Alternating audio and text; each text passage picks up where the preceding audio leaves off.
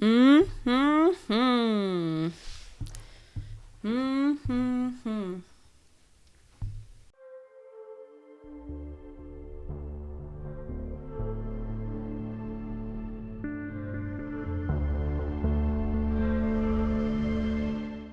Hi everyone, welcome back to Needle Workshop. My name is Emily and I'm here today to show you how to assemble Hinata's jacket from the anime Naruto. We have her full costume pattern available for sale along with a super detailed written tutorial that includes tons of info such as how to properly measure yourself, how to print the pattern, some material suggestions, and incredibly in-depth instructions. We also have a few pieces of her outfit available as individual listings in case you're not interested in the full bundle. The link to all these wonderful patterns will be in the description box below. For this particular garment, there are a variety of options you can use in terms of materials. If you're looking for a cleaner or more military style, I'd opt for a medium to heavyweight woven fabric, such as suiting fabric, chambray, twill, piqué, gabardine, or even a canvas or coating. It always depends on the final look you want, but all these fabrics will offer a slightly more structured look. Another option is to go for a more casual or cozy look, which is what we wanted for ours. Fabric options here include wool fabrics, jerseys, fleeces, flannels, knits, and even pile fabrics such as velours or corduroy. Just remember that we're still looking for a medium to heavyweight fabric here. Personally, we ended up using a combination of corduroy and minky. The jacket is super soft and super cozy. As always, I suggest making a mock-up before starting. This is important since no two bodies are exactly the same, so this will allow you to test the fit and make any necessary tweaks before potentially ruining your own very expensive fabric. Also keep in mind that all our seam allowances are 1 centimeter from the edge, unless specified otherwise. And without any further ado, let's get started. To begin with, you'll need to prep your pieces by overlocking the side seams of the back piece and the side seams of the front pieces. You'll also need to overlock all around your pocket piece with the exception of the bottom edge. On both the front and back bodice pieces, you'll need to sew your pockets along the side seam, right side to right side, following the notch placement. Flip the pocket towards the exterior, iron down, and top stitch 1 to 2 millimeters from the edge of the pocket seam. Right side to right side, place the front bodice piece on the top of the back bodice piece and align the side seams and pocket bags. So all the way around at 1 centimeter from the edge, with the exception of the bottom of the pocket bag, where you'll need to sew 1.5 centimeters from the edge. Once you're done, iron the side seams open.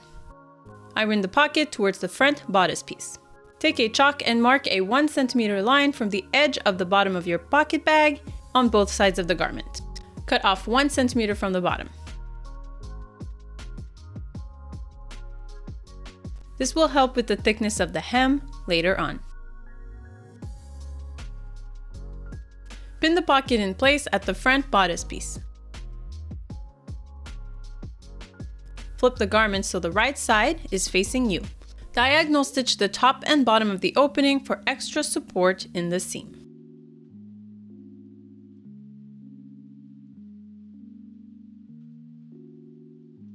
Take out your sleeve pieces and start by sewing each dart shut. Next, you'll need to prepare your cuffs by sewing them right side to right side along the side seam. Iron your seam allowance open. Next, you'll need to cut 3 millimeters off your seam allowance of your cuff lining at the shorter end of the piece. To avoid mixing up your lining pieces with your outer pieces, turn the lining pieces inside out and set aside the other 2 pieces.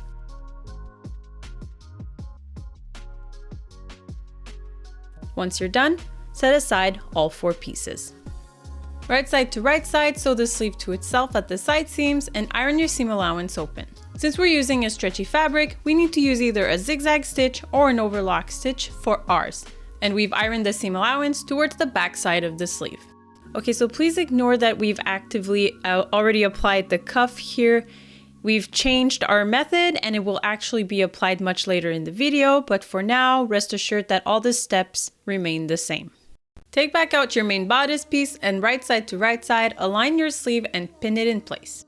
Make sure to follow the placement of all your notches to get the sleeves pinned to the right sides.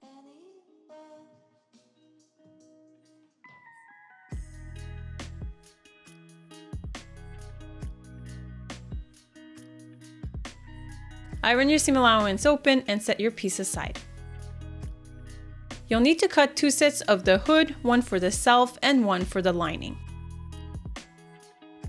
Right side to right side, sew the center hood pieces to the side pieces, making sure to align all of your notches. Sew together and iron the seam allowance open. Once again, we ended up using an overlock stitch since our fabric was stretchy, and stretch fabric always needs to retain its stretch. Right side to right side, align your hood to the jacket, making sure to properly align your notches.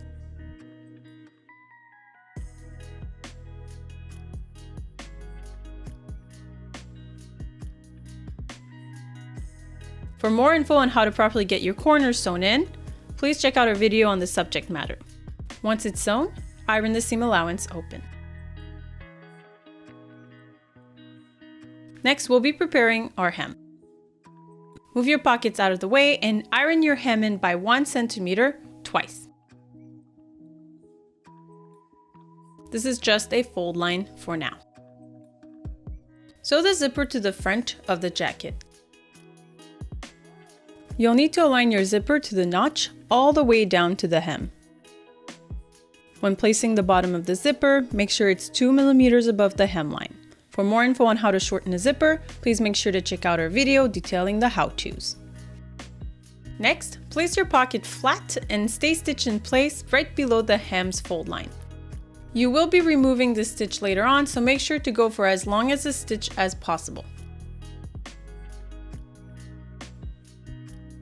Set the shell of the jacket aside.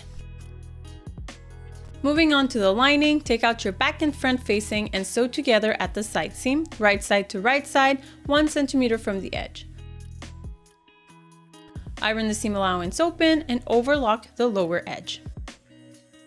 Take out your sleeve lining pieces. Repeat the same steps as previously.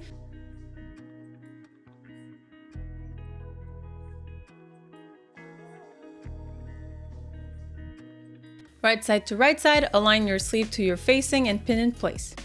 Make sure to follow the placement of your notches to get the sleeves pinned to the right side. Right side to right side, align your second hood to your facing, making sure to properly align all of your notches. For more info on how to properly get the corners sewn, once again, please check out our video on the subject matter.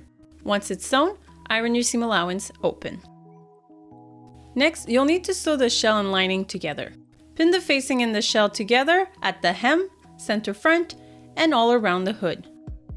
Sew in place 1 centimeter from the edge, with the exception of the hem, which needs to be sewn 2 centimeters from the edge. Your zipper will in fact be sandwiched in between the 2 layers.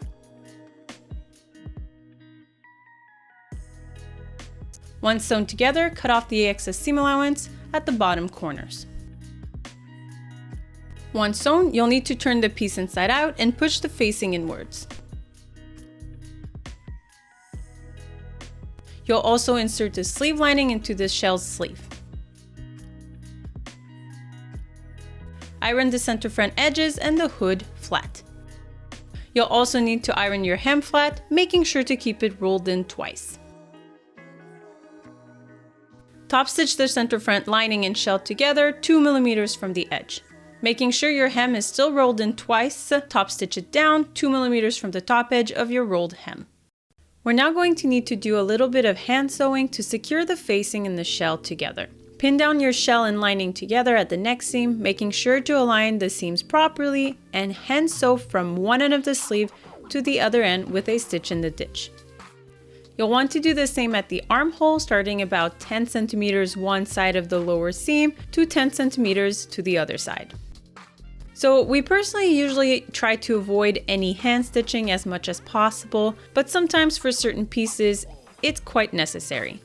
In this case, it will help to keep your hood aligned properly and will prevent your facing from slipping into your sleeve.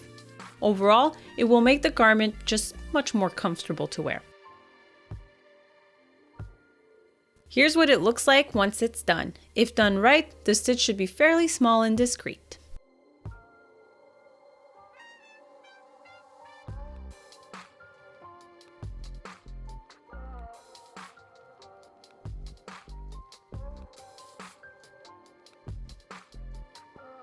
Now lastly, we need to come back to our sleeve cuffs. Take your cuff lining, the pieces that we'd left inside out, and right side to right side, align them to the outer cuff and sew together 1 centimeter from the edge at the shortest end. Next, you'll need to iron your seam allowance towards the cuff lining and sew it down to the lining 2 millimeters from the seam.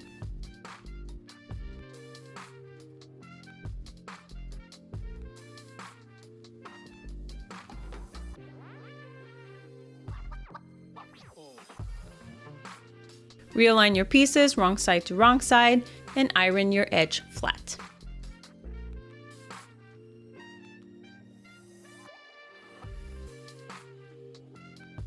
Take out your sleeve and align the shell and lining at the hem and sew together 7 millimeters from the edge, wrong side to wrong side.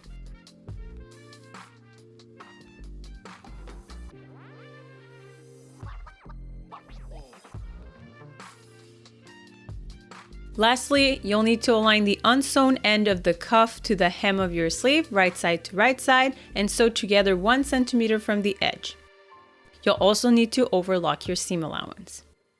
Note that the right side of your cuff is the side without the visible stitch.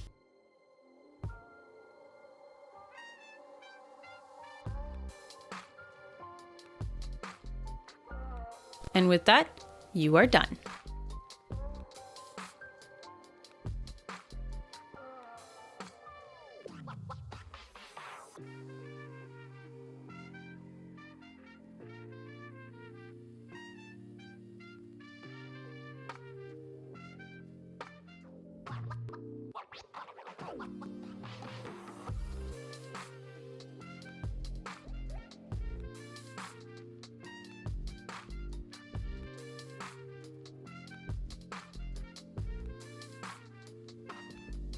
Alright everyone, I hope this tutorial was helpful. If you have any questions, please feel free to leave them in the comments section below.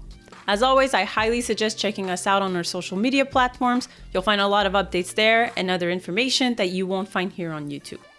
Also, if you ever end up using any of our patterns or tutorials, let us know. We love to see and share your work. So I believe this concludes today's video. So until next time, good luck with your projects, guys. Bye-bye.